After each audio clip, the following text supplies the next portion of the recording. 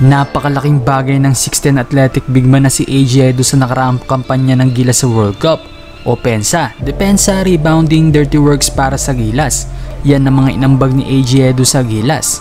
Kaya paano pa kaya pag nadagdagan pa yan ng isang Edo sa susunod?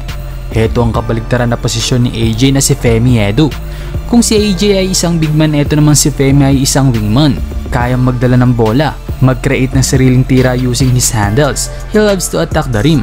Decente ang outside shooting, crafty sa pag-finish ng basket, at pretty athletic din gaya ng kanyang kuya. Nag-a-average si Femi ng all-around performance sa UK ng 15 points, 9 rebound, 3 assists, 2.6 steals at 1 block per game sa kanilang liga. At para sa mga magtatanong pa lang dyan, yes po mga brody, eligible si Femi sa ating national team.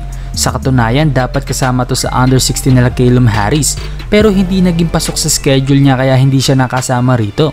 Heto nga't panoorin natin ang kanyang highlights sa mid-season.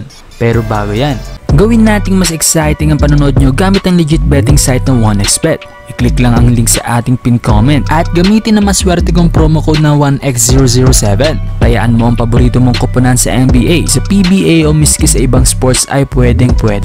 Nanalo na ang paborito mong team, kumita ka pa. Up to 6,000 pesos rin ang first cash in bonus. Madali lang rin mag-withdraw dito at mag-deposit gamit ang inyong mga GCash o bank transfer. Kaya ano pang hinihintay nyo mga brody? Tara na't mag-register sa 1xBet.